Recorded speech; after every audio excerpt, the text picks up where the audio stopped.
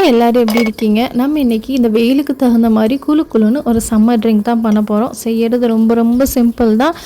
இது அவலை வச்சு தான் செஞ்சுருக்கோம் அப்படின்னா கண்டிப்பாக யாருமே கண்டுபிடிக்க மாட்டாங்க. குழந்தைங்கள்லேருந்து பெரியவங்க வரையும் விரும்பி சாப்பிடுவாங்க. இதில் நம்ம எந்த ஸ்வீட்டும் ஆட் பண்ண போகிறதில்ல. ஒரு நேச்சுரலான ஸ்வீட்டை வச்சு தான் அருமையாக ஒரு ட்ரிங்க் பண்ண போகிறோம். ரொம்ப ஹெல்த்தியானது. கண்டிப்பாக ட்ரை பண்ணி பாருங்கள்.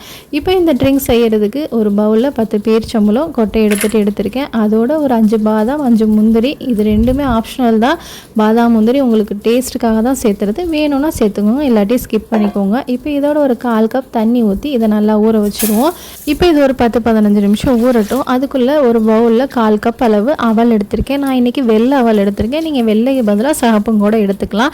இப்போ அந்த அவலை 2-3 டைம் நல்லா வாஷ் பண்ணிவிட்டு இந்த தண்ணியை நல்லா ஃபில்ட்ரு பண்ணி இதை அப்படியே வச்சுருங்க. இப்போ பாருங்கள், தொட்டு பார்த்தா நம்மளுக்கு கொஞ்சம் பிசு பிசுன்னு இருக்கிற மாதிரி இருக்கும். ஆனால் இது ஒரு 5 நிமிஷத்தில் தண்ணியெல்லாம் ஊறி அவல் நல்லா உதிரியாக வந்துடும். அதனால் இதில் தண்ணி ஊற்றி ஊற வைக்க தேவையில்லை. இந்த அலசின தண்ணியே போதும். இப்போ இன்னொரு பவுலில் 1 டீஸ்பூன் அளவுக்கு சப்ஜா சீடு எடுத்து அதை ஊற வச்சுக்கலாம். சப்ஜா சீடு 1 நிமிஷத்துலேயே நல்லா ஊறி வந்துடும். இப்போ பாருங்கள், நம்ம அவல் பாருங்கள் நல்லா ஊறிடுச்சு. ஒரு 2 நிமிஷம் தான் ஆச்சு. நல்லா இந்த மாதிரி உதிரியாக ஃபுல்லாக நல்லா ஊறி வந்திருக்கு.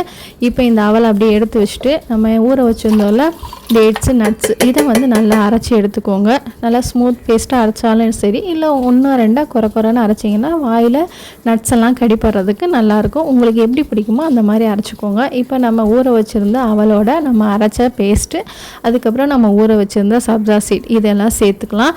இப்போ இதோட நான் ஒரு 200 ml அளவுக்கு தேங்காய் பால் எடுத்திருக்கேன். இது கொஞ்சம் மீடியம் திக்கான பால் எடுத்திருக்கேன். ஏன்னா நான் இதில் ஐஸ் க்யூப் போட்டு உடனே சர்வ் பண்ண போகிறேன் அப்படிங்கிறனால.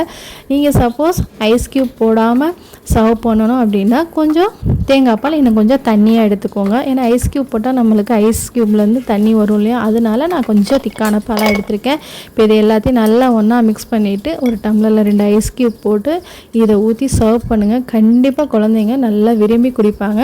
உங்களுக்கு சுகர் இன்னும் கொஞ்சம் தூக்கலாக வேணும் அப்படின்னா இன்னும் 2-3 டேட்ஸ் கூட நீங்கள் சேர்த்துக்கலாம். ரொம்ப ஹெல்த்தியானது, செய்கிறதும் ரொம்ப சிம்பிள் தான். குழந்தைங்க விரும்பி சாப்பிடுவாங்க.